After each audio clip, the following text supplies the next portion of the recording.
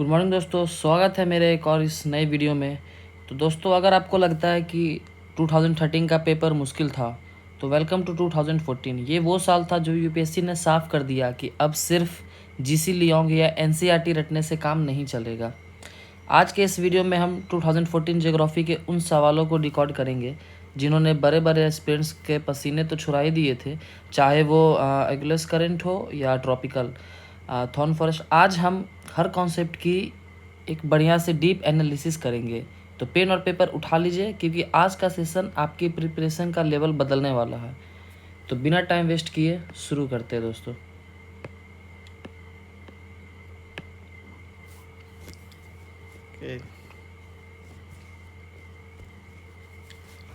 Okay दोस्तों, this is question number 1। Which of the following phenomenon might have influenced the evolution of organism? Okay तो दोस्तों, सबसे पहले जो हमें पता एक सेकेंड दोस्तों, इसमें आंसर पहले से अब से आपको मिला रहेगा, लेकिन हम लोग सिर्फ सॉल्व नहीं कर रहे हैं, इसका एनालिसिस भी देख रहे हैं। तो इसको बढ़िया से डीप एनालिसिस करते हैं। तो कॉन्टिनेंटल ड्रिफ्ट दोस्तों, पहले हमें जानने का बहुत ज़रूरी है कि कॉन्टिनेंटल ड्रिफ्ट क्या होता है। कॉन्टिनेंटल ड्रिफ्ट आप एक तरह से कह सकते हो ज़मीन का खिसकना। सोचो, पहले पूरी दुनिया की ज़मीन एक ही जगह थी, जिसे आप लोग जानते होंगे, उसे पैंजिया कहते थे। फिर ये ज़मीन के टुकड़े अलग होने लगे। अब जो शेर या हाथी एक साथ रहते थे वो अलग अलग कॉन्टिनेंट्स पर बट गए। जब जब घर बदलता है तो रहने का तरीका भी बदल जाता है। ऑस्ट्रेलिया के जैसे कंगारू इनका बेस्ट एग्जांपल है। वो बाकी दुनिया से अलग हो गए, इसलिए वहाँ का एवोल्यूशन बिल्कुल यूनिक रहा। तो ज़मीन का खिसकना मतलब नए रास्ते और नए challenges. Second is glacial cycles. It means बर्फ़ का जमाना, मतलब आप आइसेज भी कह सकते हो उसको। तो दूसरा बड़ा फैक्टर है आइसेस। धरती की कभी बहुत गर्म हो जाती है तो कभी पूरी बर्फ़ से ढक जाती है। जब ग्लेशियर्स बढ़ते हैं तो समुद्र का लेवल नीचे गिर जाता है और ज़मीन के नए रास्ते खुल जाते हैं। इसका मतलब क्या हुआ? इसका मतलब ये कि एनिमल्स एक जगह से दूसरे जगह माइग्रेट करने लगे। जो ठंड झेल पाए वो बचे और जो नहीं झेल पाए वो ख़त्म हो गए। इसी सर्वाइविंग और अडेप्टिंग के चक्कर में इवोल्यूशन फास्ट हो गया। आप साथ साथ नोट्स बना रहे हो तो कुछ कुछ जो कीवर्ड्स मैं लिख रहा हूँ उसे आप लिखते चलो। तो कंक्लूज़न ये है दोस्तों कि चाहे वो ज़मीन का हिलना हो या मौसम की मार, इन दोनों ने ही मिलकर आज की बायोडाइवर्सिटी बनाई है। इसलिए इसका आंसर बोथ 1 and 2 हो जाएगा। This is question number 2। In India the problem of soil erosion is associated with which of the following? ये सवाल सॉइल इरोजन मीन्स मिट्टी के कटाव के ऊपर है और यूपीएससी के कॉन्सेप्ट बेस्ड क्वेश्चन में से एक है ये। तो फर्स्ट देखते क्या कह रहा है। Terrace cultivation. गाइस सोचो, पहाड़ों पर अगर सीधी बारिश गिरेगी तो पूरी मिट्टी बह जाएगी, इसलिए वहाँ जो सीरिया इट मीन्स टेरेसेस बनाई जाती है ताकि पानी की स्पीड कम हो सके। लेकिन इसका असलियत जो है, टेरेस कल्टीवेशन सॉइल इरोजन का कारण नहीं बल्कि उसे रोकने का उपाय कंजर्वेशन मेथड है। इसलिए जो ये पॉइंट 1 है ये हमारा गलत हो जाएगा। दूसरा है डिफॉरेस्टेशन, जंगलों की कटाई। पेड़ों की जड़ों जो रूट्स का काम होता है मिट्टी को पकड़ कर रखना। अगर हम सारे पेड़ काट देंगे तो मिट्टी जाहिर सी बात है ढीली हो जाएगी। लेकिन जो इसका असलियत है, जैसे ही बारिश या तेज़ हवा आती है तो बिना पेड़ों वाली मिट्टी तुरंत बह जाती है। ये इंडिया में सॉइल इरोजन का सबसे बड़ा कारण है। तो इस वजह से ये हमारा सेकंड सही हो जाएगा। Now third is tropical climate. India के एक ट्रॉपिकल देश, यहाँ गर्मी और बारिश होती है, पर क्या सिर्फ मौसम मिट्टी उड़ा देता है? तो ट्रॉपिकल क्लाइमेट अपने आप में इरोजन का कारण नहीं है। जब तक ज़मीन पर हरियाली इट्स मीन्स वेजिटेशन है, मौसम मिट्टी का कुछ नहीं बिगाड़ सकता। इरोजन तब होता है जब इंसान पेड़ काटता है या गलत तरीके से खेती करता है। इसलिए यूपीएससी इस प्राइमरी कारण नहीं मानता है इसे। तो ये भी हमारा गलत हो जाएगा। तो दोस्तों, यूपीएससी ने कंफ्यूज करने के लिए एक तो ये टेरेस कल्टीवेशन डाला लेकिन याद रखना है कि वो मिट्टी को बचाता है, काटता नहीं। इंडिया में मिट्टी के बहने की असली वजह है ये सेकंड वाला, डिफॉरेस्टेशन। इसलिए जब भी एग्ज़ाम में ये सवाल आए तो आप आंख बंद करके ये डिफॉरेस्टेशन वाला जो ऑप्शन बी ओनली 2 है, ये हमारा सही हो जाएगा। ओके दोस्तों, next question is question number 3। The seasonal reversion of winds is the typical characteristics of. Okay, तो दोस्तों क्या आपने कभी सोचा है कि इंडिया में बारिश हमेशा एक ही डायरेक्शन से क्यों आती है? तो ये यूपीएससी 2014 का ये सवाल इसी यूटर्न के बारे में है, जिसे हम कहते हैं सीजनल रिवर्सल ऑफ विंड्स। तो आइए देखते हैं कि जैसे ये मानसून क्लाइमेट का मतलब क्या है। इसमें आंसर तो आपको मिल ही गया है, लेकिन हम डीप एनालिसिस कर रहे हैं, तो आइए इसका देखते हैं क्या ये। मानसून शब्द तो सबसे पहले ये एक अरेबिक वर्ड है, मौसम से आया है। इतना आपको ध्यान रखने का ये ज़रूरी नहीं है, लेकिन आपको पता होना चाहिए इसका मतलब होता है सीज़न। तो मानसून क्लाइमेट की सबसे बड़ी पहचान ही ये है कि यहाँ हवाएं साल में 2 बार अपनी डायरेक्शन बिल्कुल उलट देती है। ये रिवर्सल होता कैसे है, आइए जानते हैं ये। तो गर्मियों में ज़मीन जो लैंड बहुत गर्म हो जाती है, तो हवाएं सी से लैंड की तरफ चलती है में साउथ वेस्ट मानसून।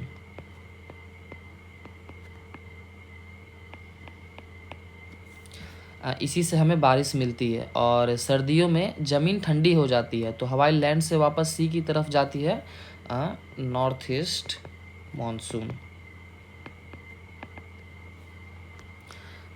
तो चलिए देखते हैं बाकी ऑप्शंस गलत क्यों हैं। First is equatorial climate.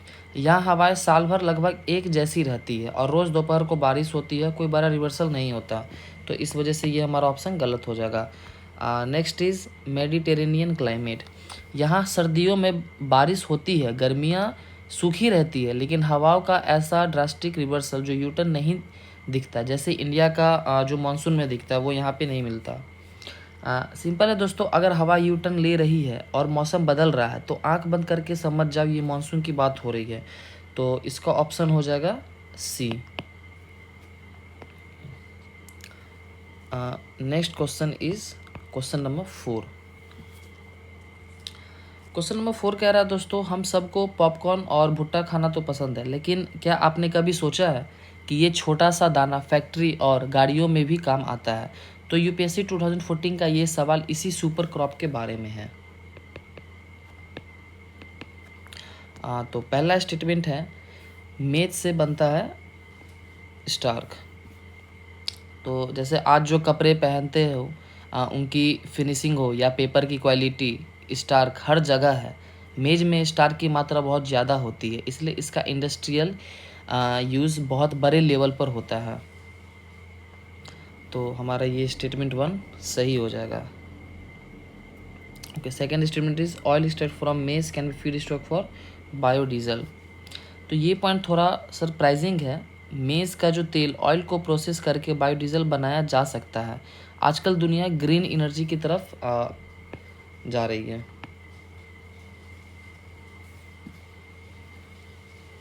और मेज इसका एक बहुत बड़ा सोर्स बन रहा है as a feedstock. So second statement is also correct.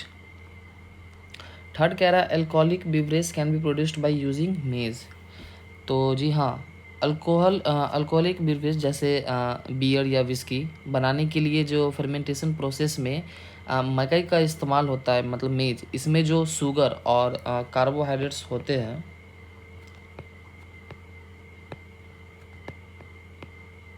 Carbohydrates जो होते हैं वो अल्कोहल बनाने में काफ़ी हद तक मदद करते हैं। तो दोस्तों मक्का सिर्फ खाने की चीज़ नहीं है, ये स्टार्क, फ्यूल और ड्रिंक्स तीनों में काम आता है। यूपीएससी हमेशा ऐसे मल्टी यूटिलिटी क्रॉप्स पर फोकस करता है। तो ये स्टेटमेंट भी सही है, तो इसका ऑप्शन हो जाएगा option D 1, 2 and 3। This is question number 5। What are the significance of practical approaches to sugarcane production known as sustainable sugarcane initiative, इसको शॉर्ट में SSI भी कहते हैं। ओके, तो दोस्तों गन्ना जो शुगर केन तो सबने खाया है, लेकिन क्या आपको पता है कि उगाने का एक ऐसा तरीका है जिससे खर्चा कम और मुनाफा ज़्यादा होता है। इसे कहते हैं SSI, sustainable sugar cane initiative. UPSC के इस सवाल में जो 4 पॉइंट्स है, तो चलिए देखते हैं कौन सा सही है और कौन सा गलत है, और गलत है तो क्यों गलत है। तो स्टेटमेंट 1 कह रहा है seed cost is very low.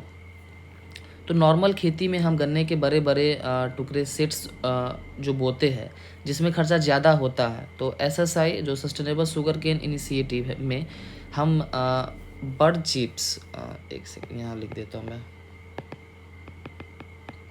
जो बर्ड चिप्स या नर्सरी का इस्तेमाल करते हैं जिससे सीड कॉस्ट जो है वो 75% तक कम हो जाती है। इसमें पैसा इससे काफ़ी बच जाता है। तो ये स्टेटमेंट हमारे लिए सही है।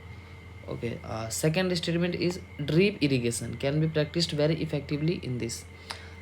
SSI में पौधों के बीच काफ़ी गैप होता है, इसलिए यहाँ ड्रिप इरिगेशन बूंद बूंद करके पानी देना बहुत आसानी से सेट हो जाता है। इससे जो पानी की भारी जो है वो काफ़ी बचत हो जाती है। तो ये भी हमारा स्टेटमेंट सही है। And the third is there is no application of chemical inorganic fertilisers it all this. अब यहाँ ध्यान देना है, यूपीएससी ने लिखा है no application, no application at all, बिल्कुल भी यूज़ नहीं। SSI का फोकस ऑर्गेनिक पर ज़रूर है, लेकिन ये केमिकल फर्टिलाइजर्स को पूरी तरह बैन नहीं करता। ज़रूरत पड़ने पर थोड़ा यूज किया जा सकता है। यूपीएससी में ऐसे जो एक्सट्रीम वर्ड्स जैसे नो, नेवर, ऑल, अक्सर ये जो है ये गलत हो जाते हैं। तो हमारा स्टेटमेंट 3 ये भी क्या होगा, गलत हो जाएगा। Okay, the third is the scope of intercropping is more in this compare to the conventional method of cultivation. Okay, क्योंकि 2 लाइन्स के बीच काफ़ी जगह होती है, इसलिए किसान वहाँ बीच में दाल, पल्सेस या सब्जियाँ उगा सकते हैं, मतलब एक ही खेत से 2-2 कमाई। तो दोस्तों SSI का मतलब ही है कम बीज, कम पानी और डबल कमाई। तो स्टेटमेंट 3 हमारा गलत है, क्योंकि ये बिल्कुल बैन नहीं करता है केमिकल्स को, इसलिए हमारा ऑप्शन यहाँ पे बी हो जाएगा 1, 2 and 4। Okay, next question is question number 6। तो दोस्तों यूपीएससी अक्सर हमेशा इंडिया के रीजन्स और वहाँ की फेमस क्रॉप्स में उलझाने की कोशिश करता है।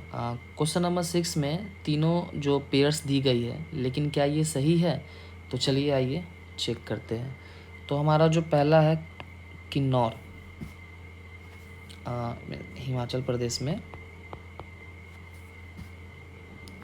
इसके सामने जो है एरेका नट।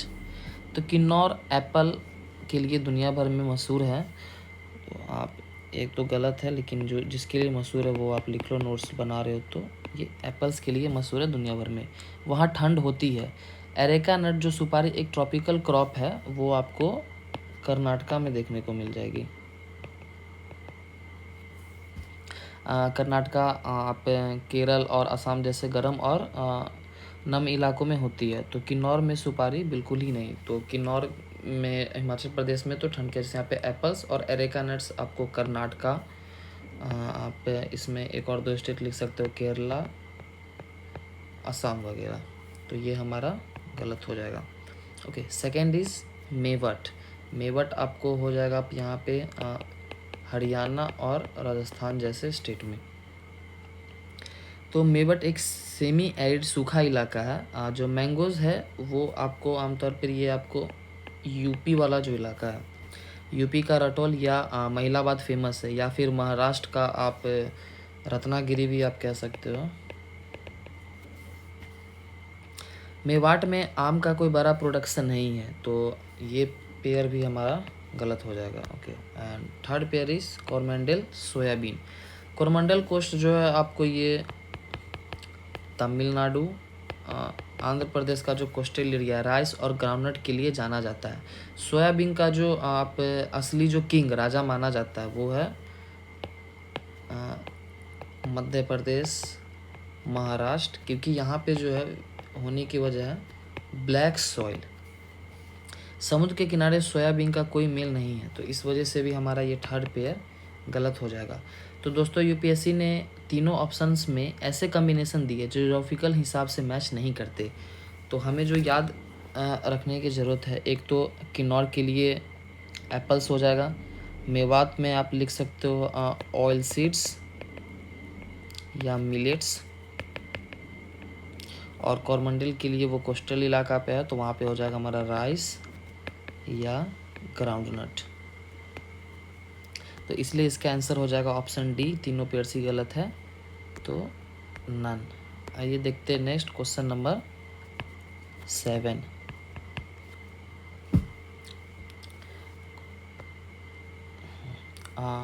तो दोस्तों यूपीएससी का एक फेवरेट काम है योजनाओं के नाम देना और उनकी मिनिस्ट्री को गलत दिखाना। तो क्वेश्चन नंबर 7 में तीनों जो वाटर सेट डेवलपमेंट प्रोजेक्ट जो है वो एक्चुअली एक ही घर के हैं। तो चलिए उनका असली मिनिस्ट्री ढूंढते हैं। फर्स्ट तो इसका रियलिटी देखते हैं कि यूपीएससी ने यहाँ ड्राउट प्रोन डिजीज डेवलपमेंट और नेशनल वाटर सेट प्रोजेक्ट्स को अलग अलग मिनिस्ट्री जैसे एग्रीकल्चर, इन्वायरमेंट, एग्रीकल्चर, इन्वायरमेंट और रूरल में बांटा है। लेकिन सच ये है कि ये तीनों के तीनों मिनिस्ट्री ऑफ रूरल डेवलपमेंट के अंदर आते हैं, डेवलपमेंट ऑफ लैंड रिसोर्सेस।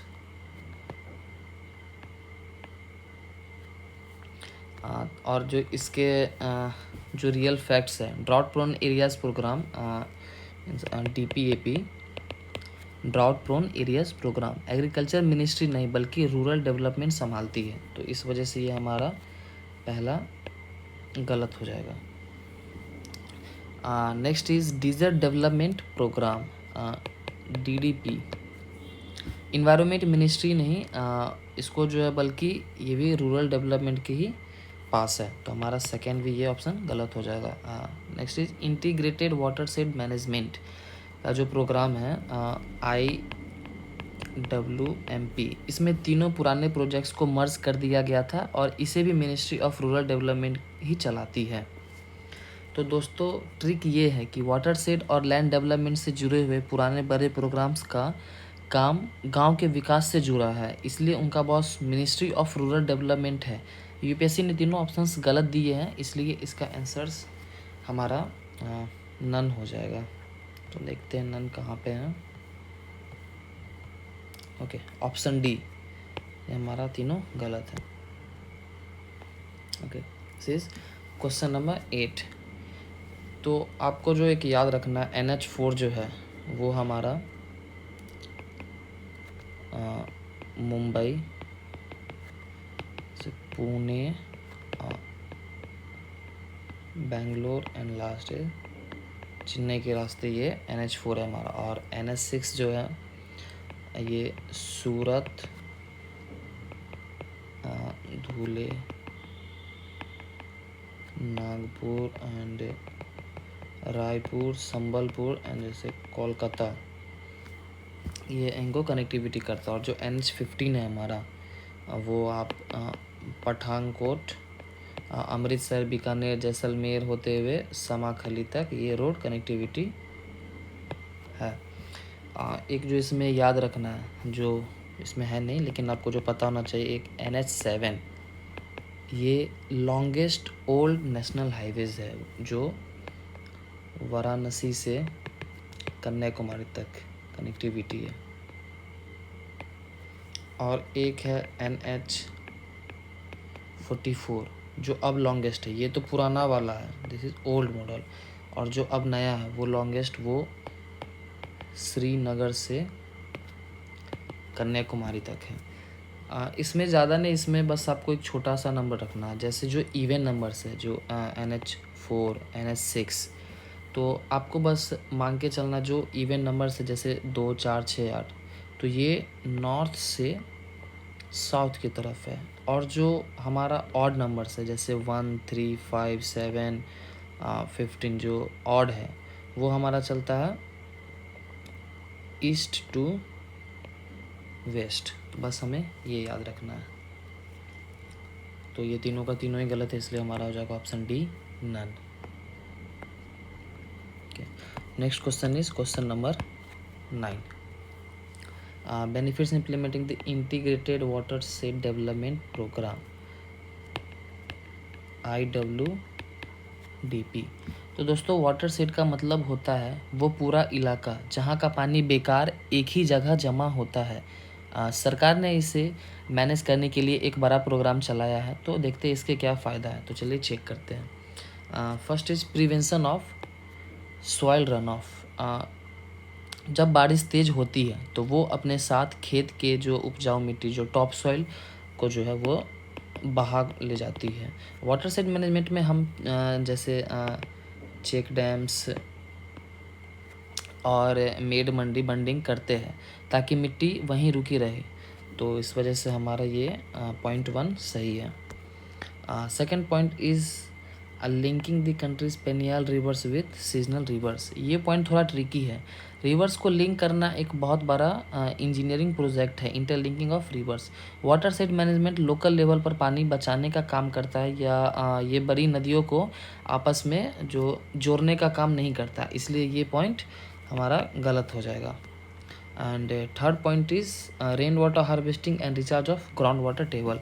तो वाटरशेड का असली मकसद ही ये है कि पानी को बहने से रोका जाए और ज़मीन के अंदर इसको भेजा जाए. इससे ग्राउंड वाटर टेबल जो है ज़मीन का निचले का पानी ऊपर आ जाता है और कुएँ जो हैंडपम्प में पानी इसे बना रहता है. तो इस वजह से हमारा स्टेटमेंट जो 3 है वो हमारा सही हो जाएगा.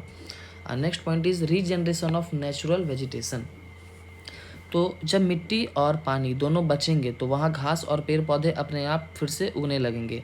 हरियाली वापस आ जाएगी तो नेचर अपने आप को रिस्टोर करेगा. तो ये हमारा पॉइंट 4 भी हमारा सही है. तो दोस्तों सिंपल है. वाटरशेड मैनेजमेंट का काम है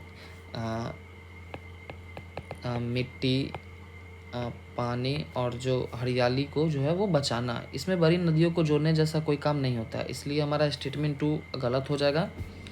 और तो फिर आंसर हमारा हो जाएगा 1, 3, 4. This is option C 1, 3 and 4 only.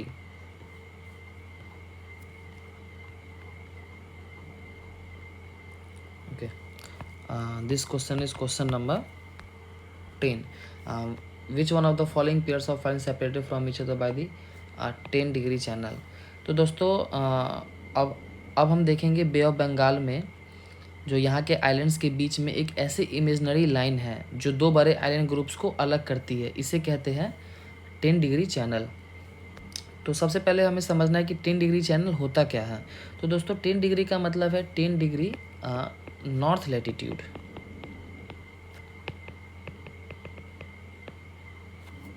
ये जो लाइन है पानी का वो रास्ता है जो जैसे जो अंडमान आइलैंड वो हमारा नॉर्थ में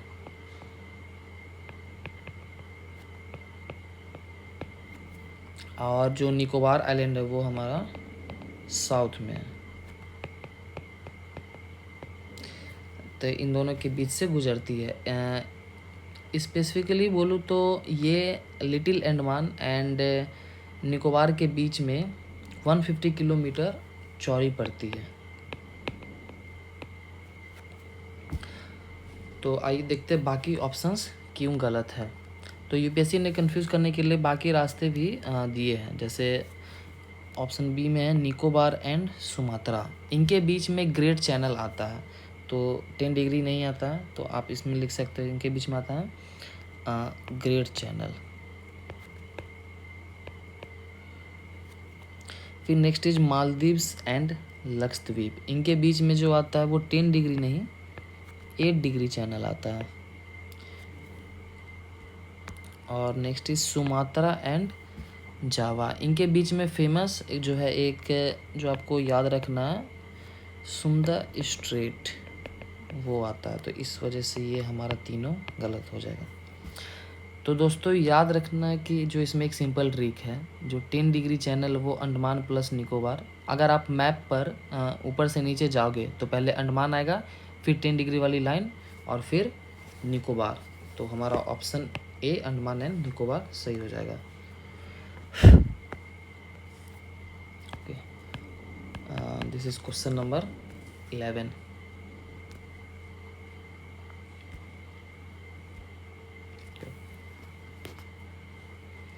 विच of the above pairs is are correctly matched. तो अब हम एक्सप्लोर करेंगे नॉर्थ ईस्ट इंडिया के कुछ अनमोल रत्न जैसे नेशनल पार्क्स और टाइगर रिजर्व्स, जो काफ़ी हर साल पूछे ही जाते हैं ज्योग्राफी में।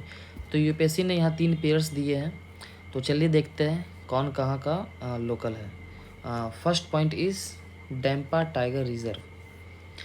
इसका पेयर दिया हुआ मिज़ोरम, जो कि ऑब्वियसली सही है। सबसे पहले चलते हैं मिज़ोरम। तो डंपा वहाँ का सबसे बड़ा वाइल्ड लाइफ सेंचुरी है और ये एक टाइगर रिजर्व भी है। तो ये बांग्लादेश के बॉर्डर के पास है और यहाँ की बायोडाइवर्सिटी कमाल की है, तो ये पेयर बिल्कुल सही है। एक आपको जो इसमें याद रखना है वो ये बांग्लादेश बॉर्डर के पास है और यहाँ पे जो दिया हुआ है टाइगर रिजर्व भी है। Second is गुमती wild life sanctuary, Sikkim. अब यहाँ एक रॉन्ग टर्न है। गुमती वाइल्ड लाइफ सेंचुरी सिक्किम में नहीं बल्कि ये त्रिपुरा में है, तो इस वजह से ये हमारा गलत हो जाएगा। सिक्किम अपने जो यहाँ पे एक खांगचेनजोंगा नेशनल पार्क के लिए जाना जाता है। माफ़ करेगा दोस्तों अगर प्रोनाउंसिएशन गलत हो रहा हो तो मेरा, आप स्पेलिंग आप लिख सकते हो।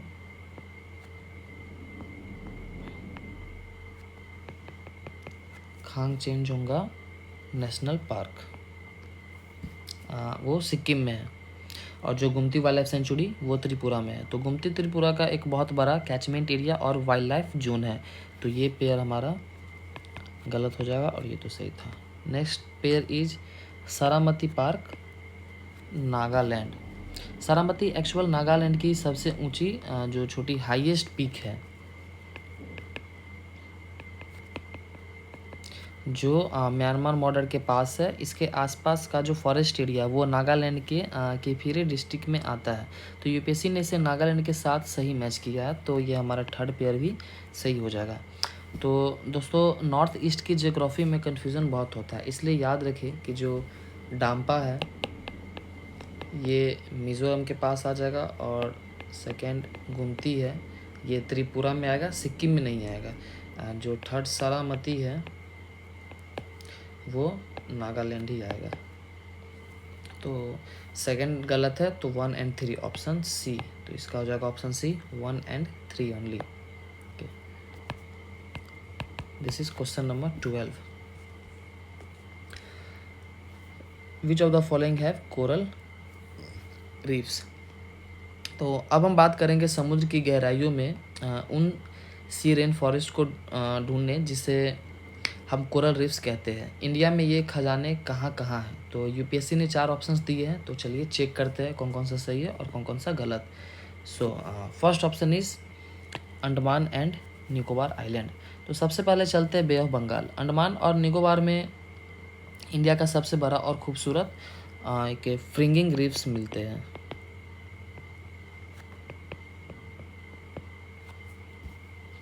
यहाँ का जो अंडर वाटर व्यू बिल्कुल जन्नत जैसा है, तो ये पॉइंट जो है वो बिल्कुल सही है। Second is gulf of Kutch. अब चलते गुजरात के कोस्ट पर। तो आपको शायद पता ना हो लेकिन गल्फ ऑफ कच्छ में इंडिया का पहला मरीन नेशनल पार्क यहीं पे है, तो जो आप लिख सकते याद करने के लिए मरीन नेशनल पार्क। यहाँ कोरल जो है वो काफ़ी एक्सट्रीम कंडीशंस में भी सर्वाइव करते हैं, तो ये भी हमारी लिस्ट में शामिल है। सो सेकेंड ऑप्शन भी हमारा सही हो जाएगा। Next is gulf of Mannar. तो साउथ में जो तमिलनाडु और श्रीलंका के बीच जो पानी है वहाँ है गल्फ ऑफ बंगाल, तमिलनाडु और श्रीलंका के बीच में। ये एक बायोस्फीयर रिजर्व है और यहाँ कोरल्स की बहुत सारी वैरायटीज़ मिलती है, तो ये तीनों जगह बिल्कुल सही मैच है। Next is Sundarbans. तो दोस्तों यहाँ ध्यान देना है, सुंदरबंस दुनिया का सबसे बड़ा डेल्टा जैसा कि आपको पता होगा और ये अपने मैंग्रोव्स के लिए फेमस है। कोरल्स को रहने के लिए साफ़ और नमकीन पानी चाहिए होता है, लेकिन सुंदरबन में जो नदियों का इतना सारा सिल्ट और मीठा पानी आता है वहाँ कोरल्स जीवित नहीं रह सकते, तो सुंदरबंस लिस्ट से ये हमारा बाहर हो जाएगा। तो सिर्फ 1, 2 and 3 वो ऑप्शन ए में 1, 2 and 3 ओनली। तो दोस्तों इंडिया में जो कोरल्स के 4 मेन ठिकाने हैं, वो एक जो आपको याद रखना है अंडमान, मैं लिख भी देता हूँ, Andaman, Lakshadweep, gulf of Mannar and gulf of Kutch. इसलिए हमारा final answer option A 1, 2 and 3 हो जाएगा। Okay, now comes to question number 13।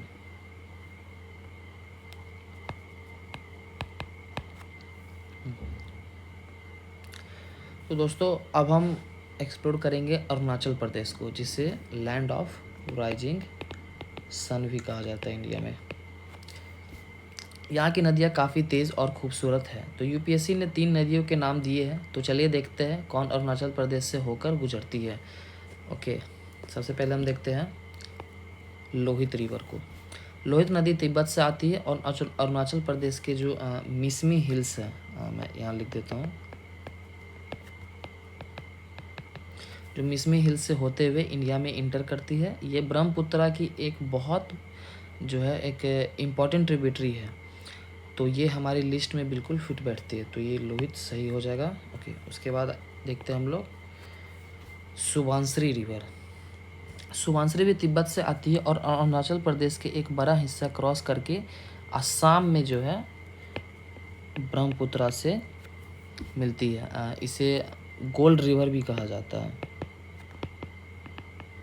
ये भी एक याद रखना है। तो ये भी अरुणाचल से होकर बहती है, यानी 2 और 3 सही है। और उसके बाद देखते हैं पहला जो था हमारा बराक रिवर। अब यहाँ ध्यान देना, बरक नदी जो है वो मणिपुर की पहाड़ियों से निकलती है और मिज़ोरम, आसाम, बरक वैली से होते हुए बांग्लादेश चली जाती है। इसका अरुणाचल प्रदेश से कोई लेना देना नहीं है, तो बरक को लिस्ट से बाहर निकाल दीजिए। तो दोस्तों सिंपल फार्मूला है, लोहित और सुबनसिरी अरुणाचल के असली लोकल्स है, जबकि बराक साउथ की तरफ बहती है। इसलिए हमारा जो फाइनल ऑप्शन है हो जाएगा option B, 2 and 3 only. This is question number 14। तो दोस्तों अब हम एक्सप्लोर कर रहे हैं इंडिया की जो सबसे खूबसूरत माउंटेन पहाड़ियाँ। तो यूपीएससी ने 4 पेयर्स दी है, पर क्या वो सही है? तो चलिए हमारा जीपीएस चेक करते हैं। First is Cardamom hills.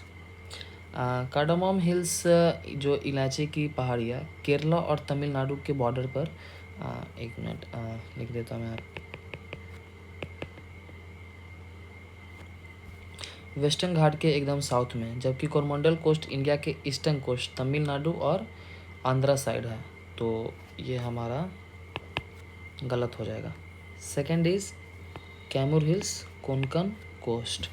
तो कैमूर हिल्स एक्चुअली जो है वो विंध्या रेंज के ईस्टर्न हिस्सा जो है वो मध्य प्रदेश, यूपी और जो बिहार तक जाती है, जबकि कोंकण कोस्ट महाराष्ट्र और गोवा के समुद्र के किनारे पे है। तो इनके आपस में कोई लेना देना नहीं है, तो हमारा ये सेकंड ऑप्शन भी आउट हो जाएगा। Third is Mahadev hills, central India. तो महादेव हिल्स सतपुरा रेंज का ही एक हिस्सा और ये मध्य प्रदेश के सेंट्रल इंडिया में आती है। तो फेमस जो पचमारी हिल स्टेशन भी इसी रेंज में है, तो ये बिल्कुल हमारा सही हो जाएगा। Fourth is Mikir hills, north east India. Mikir hills जो है वो असम में है, जो हमारे नॉर्थ ईस्ट इंडिया का हिस्सा है। ये यहाँ पे काजीरंगा नेशनल पार्क के साउथ में पड़ती है, तो ये पेयर भी बिल्कुल हमारा सही है। तो दोस्तों यूपीएससी ने ज्योग्राफी में हमें north south and east west घुमाने की कोशिश की, लेकिन हमारा लॉजिक क्लियर है। जो कार्डामोम हिल है वो केरला तमिलनाडु साउथ में, और जो कैमूर है वो सेंट्रल ईस्ट इंडिया, और ये महादेव हिल्स तो बिल्कुल सही सेंट्रल इंडिया में, और मिकिर हिल्स भी नॉर्थ ईस्ट इंडिया।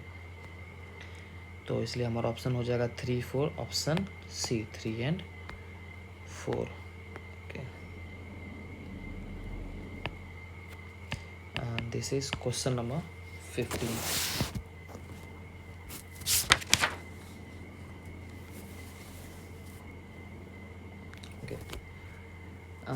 इसमें कह रहा है if you travel through the Himalayas you are likely to see with the following plants. अगर आप हिमालय में ट्रेवल करते हैं तो आपको वहाँ पे कौन कौन सा मिलता है प्लांट्स वगैरह। तो सबसे पहले जो हमें जानने का जरूरी है, जो अगर आप 1000 मीटर पे जाते हो तो वहाँ पे आपको मिलेगा ट्रॉपिकल फॉरेस्ट, और जो वहाँ पे आपको पेड़ देखने को मिलेगा जैसे साल, टीक।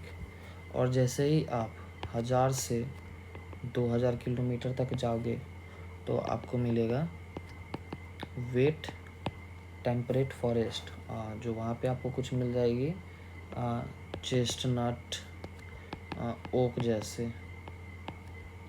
और जैसे ही आप 2 से 3 किलोमीटर के बीच आप जाओगे तो वहाँ पे मिल जाएगा कॉनिफेरियस फॉरेस्ट, और वहाँ पे जो आपको प्लांट्स देखने को मिलेगी पाइन, देवदार, सिल्वर, फिर स्प्रूस। और जैसे ही आप 3 से 4 किलोमीटर के बीच में आप जाओगे वहाँ पे आपको एल्पाइन ग्रासलैंड और रोडोडेंड्रॉन जैसे आपको पौधे वहाँ पे मिल जाएंगे। तो हमारा यहाँ पे हो जाएगा 1 और 2, ऑप्शन ए 1 और 2। ये जो सैंडलवुड है वो यहाँ पे आपको नहीं मिलेगा, ये आपको मिलेगा मोस्टली आंध्र प्रदेश वाले रीजन में। Okay,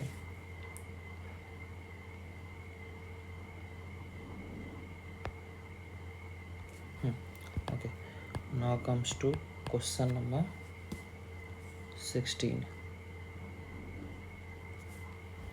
In the context of food and nutritional security of India enhancing the seed replacement of rates, इसको यहाँ पे आप लिख सकते हो short form SRR of various crops helps in achieving the food production targets of. Okay, तो अब हम बात करेंगे एक ऐसी टर्म की जो इंडिया की फूड सिक्योरिटी के लिए बहुत ज़रूरी है, सीड रिप्लेसमेंट रेट। मतलब किसान हर साल अपने पुराने बीजों को नई अच्छी क्वालिटी के बीजों से कितनी रिप्लेस करता है, इस रास्ते में क्या रुकावटें हैं। तो चलिए यूपीएससी के ऑप्शंस चेक करते हैं। First statement is no national seed policy in place. तो दोस्तों ये बिल्कुल गलत है। इंडिया में नेशनल सीड्स पॉलिसी 2002 पहले से ही मौजूद है। इसके अलावा आप सीड्स एक्ट, एक मिनट में लिख देता हूँ, सीड्स एक्ट 1966 और सीड रूल्स 1968 भी है। तो ये कहना कि पॉलिसी नहीं है तो यूपीएससी का एक ट्रैप है, तो ये हमारा पहला गलत हो जाएगा। Second is there is no participation of private sector seed company in the supply of quality seeds of vegetables and planting materials of horticulture crops. तो ये तो बिल्कुल ही गलत है। आज के टाइम में प्राइवेट कंपनीज जैसे मोनसांटो, मैको के अंजील, बाकी जो भी है का सीड प्रोडक्शन और सप्लाई में बहुत बड़ा हाथ है। खास करके वेजिटेबल्स और हॉर्टिकल्चर क्रॉप्स में इनका पार्टिसिपेशन बहुत एक्टिव है, इसलिए नो पार्टिसिपेशन कहना यहाँ पे गलत हो जाएगा। Okay, third is demand supply gap regarding quality seeds in case of low value and high value crops. अब ये है असली दर्द। तो जो फसलें लो वैल्यू, सस्ती और हाई वॉल्यूम ज़्यादा वज़न वाली है, जैसे गेहूँ, वीट या धान, आप कह सकते हो पैडी, उनके क्वालिटी बीजों की सप्लाई हमेशा डिमांड से कम रहती है। प्राइवेट कंपनीज इनमें ज़्यादा इंटरेस्ट नहीं लेती क्योंकि प्रॉफिट मार्जिन यहाँ पे काफ़ी हद तक कम होता है। इसी वजह से जो ये हमारा सीड रिप्लेसमेंट रेट SRR बढ़ने में मुश्किल आती है। तो ये हमारा पॉइंट 3 बिल्कुल सही है। तो हमारा हो जाएगा ऑप्शन B 3 ओनली। ओके, जैसे क्वेश्चन नंबर 17, तुर्की इज लोकेटेड बिटवीन। तो आज हम बात करेंगे एक ऐसी देश जो 2 महाद्वीपों कॉन्टिनेंट यूरोप और एशिया के बीच एक ब्रिज की तरह खड़ा है। तुर्की की जो हम लोग अब बात करने वाले हैं, यूपीएससी ने पूछा है कि ये किन दो समुद्रों के बीच में है। तो चलिए इसका मेरीन एड्रेस चेक करते हैं। ओके, तो इसके नॉर्थ में ब्लैक सी पड़ता है। ओके, एक मिनट, तुर्की, यहाँ पे आ जाएगा ब्लैक सी। तो तुर्की के बिल्कुल नॉर्थ डायरेक्शन में ब्लैक सी। अगर आप तुर्की के मैप को ध्यान से देखो तो इसका पूरा नॉर्दर्न कोस्ट इसी समुद्र से जुड़ा हुआ है।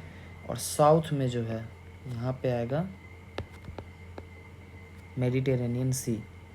तुर्की के नीचे साउथ और थोड़ा पश्चिम वेस्ट, मतलब जो साउथ वेस्ट यहाँ वाला जो इलाका है, यहाँ पे आ जाएगा मेडिटेरेनियन सी। इन दोनों समुद्र के बीच तुर्की एक पेनिसुला की तरह दिखता है। आइए देखते बाकी ऑप्शंस क्यों गलत हैं। दोस्तों, मैपिंग में एलिमिनेशन बहुत ज़रूरी है। जैसे यहाँ पे दिया हुआ ब्लैक सी, तो यहाँ पे ये सही है, लेकिन ये यहाँ पे एक दिया उसके साथ दिया हुआ कैस्पियन सी। ये तुर्की के काफ़ी ईस्ट में है। मतलब आप बोल सकते हैं अजरबैजान करके जो एक देश है, अजरबैजान या ईरान जो अभी हाल ही में न्यूज़ में है, इनके बीच में जॉर्जिया और आर्मेनिया आते हैं। तो ये हमारा गलत हो जाएगा। उसके बाद है गल्फ ऑफ स्विस, मेडिटेरेनियन सी तो सही है। ये तो हमारा नीचे इजिप्ट के पास जो अफ्रीकन कॉन्टिनेंट में है, इजिप्ट के पास है, तुर्की से काफ़ी हद तक दूर है साउथ में। अच्छा, ऑप्शन डी में डेड सी, तो ये इज़राइल और जॉर्डन के बीच में, इज़राइल एंड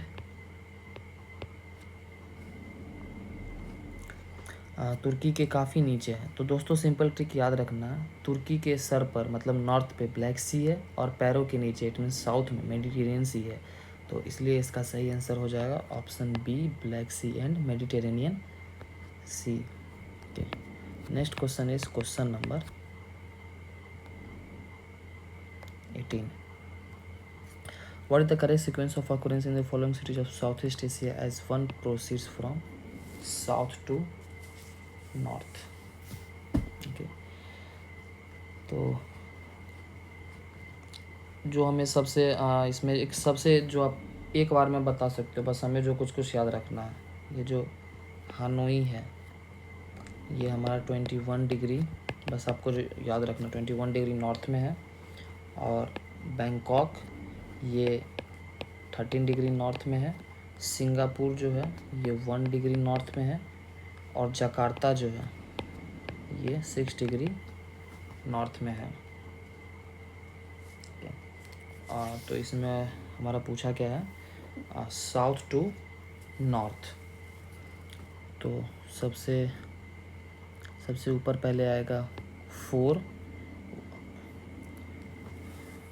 सिंगापुर आएगा सबसे पहले। उसके बाद आ जाएगा जकार्ता इंडोनेशिया 3। उसके बाद आ जाएगा हमारा बैंकॉक 1 एंड लास्ट इज 2। तो हमारा सीक्वेंस बन गया 4 3 1 2। आइए देखते हैं कहाँ पे ये ऑप्शंस में, सॉरी 3 4 1 2 है।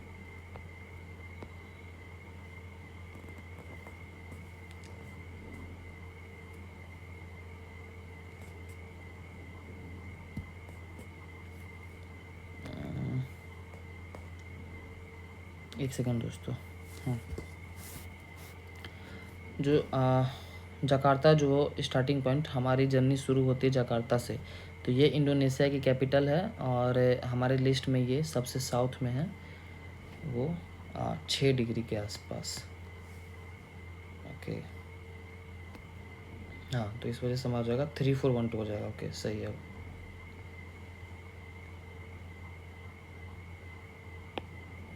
Option C 3 4 1 2। Okay, this is question number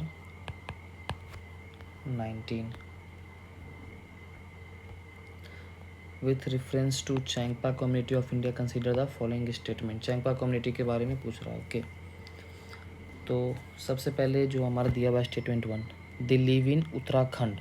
तो दोस्तों यहाँ एक बड़ा कन्फ्यूजन, चैंगपा ट्राइब उत्तराखंड में नहीं बल्कि ये हमारा जो इंडिया का यूनियन टेरिटरी लद्दाख का है, जो लद्दाख के ऊंचे प्लेटू इलाकों में रहती है। उत्तराखंड में आप जैसे भोतिया, या आप एक और है जंसारी जैसे ट्राइब्स यहाँ पे मिलती है। तो स्टेटमेंट 1 तो हमारा गलत हो गया। Second is pashmina goats. तो ये पॉइंट इनकी पहचान है। चेंगपा लोग एक ख़ास तरह की गॉड्स को पालते हैं जिसे चेंगथांगी या पश्मीना गॉड कहते हैं। इन गॉड्स से जो ऊल मतलब ऊन निकलता है वो इतना फाइन होता है कि इसे दुनिया का सबसे महंगा पश्मीना शॉल बनता है।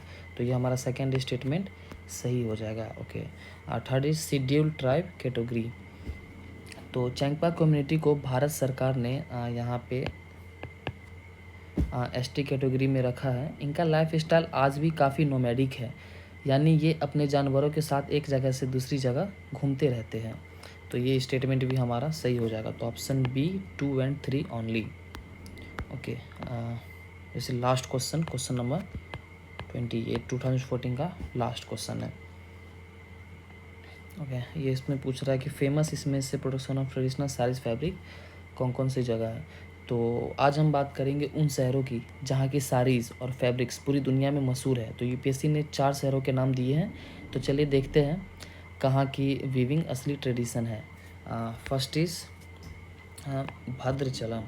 भद्रचलम अपने बहुत पुरानी श्री रामा टेम्पल के लिए जाना जाता है। ये एक पवित्र तीर्थ स्थल पिलग्रिमेज साइट है, लेकिन ये ट्रेडिशनल साड़ीज़ या फैब्रिक्स का प्रोडक्शन के लिए उतना फेमस नहीं है। ये इसका मेन आ जाएगा टेम्पल।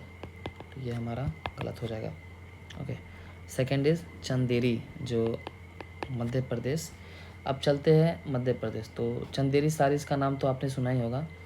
इनका फैब्रिक बहुत लाइट और सीर होता है जिसमें सिल्क और कॉटन का मिक्स होता है। इसमें सिल्क और कॉटन का ये सदियों पुराना आर्ट है, इसलिए ये जो ऑप्शन है ये सही है।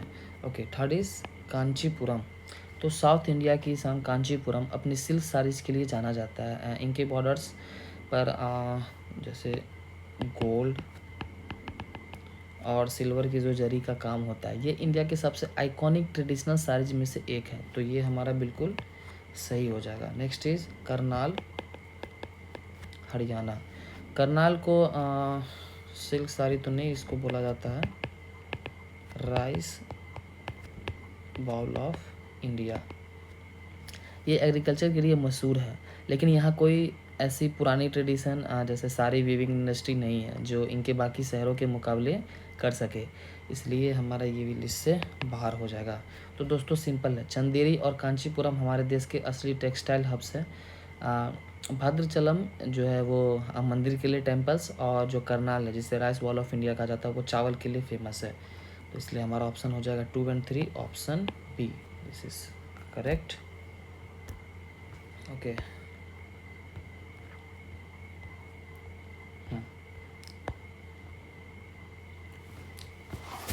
तो दोस्तों ये था हमारा यूपीएससी 2014 ज्योग्राफी एंड इन्वायरमेंट का पूरा ब्रेकडाउन। तो आज हमने देखा कि कैसे मिट्टी के कटाव से लेकर मकई जो मेज़ के मल्टी यूजेस तक और मूंगा चट्टानों कोरल से लेकर 10 डिग्री चैनल तक ज्योग्राफी हमारे चारों तरफ बिखरी हुई है।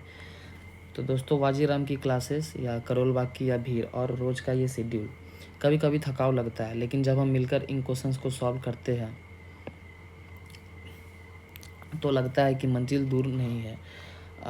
मंजिल तो दूर है पर नामुमकिन नहीं है। हर एक PYQ प्रीवियस ईयर क्वेश्चंस एक सीरी है जो हमें उस लावासना की दीवार के थोड़े और करीब ले जाती है। उम्मीद है दोस्तों आपको मेरा ये व्लॉग स्टडी स्टाइल पसंद आ रहा होगा। अगर आज के इस वीडियो से आपको एक भी नया कॉन्सेप्ट समझ आया तो समझ लो मेरी मेहनत सफल हो गई। अब आपका काम इसमें क्या है? तो आपका इसमें काम है, नीचे आप कमेंट में बताओ कि इनमें से कौन सा क्वेश्चन आपको सबसे ज़्यादा ट्रिकी लगा। और हाँ, जो लोग मुझसे पूछ रहे बार बार नोट्स के बारे में, तो ये सीरीज़ ख़त्म हो जाता है तो इसके बाद फिर नोट्स पे भी आते हैं।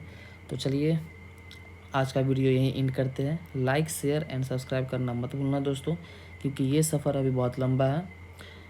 अगले वीडियो में मिलते हैं। तो अगले वीडियो हमारा रहेगा 2015 के नए क्वेश्चंस और नए अंदाज के साथ। तब तक के लिए कंसिस्टेंसी बनाए रखो और दिल्ली की गर्मी से बचो और पढ़ते रहो। तब तक के लिए जय हिंद।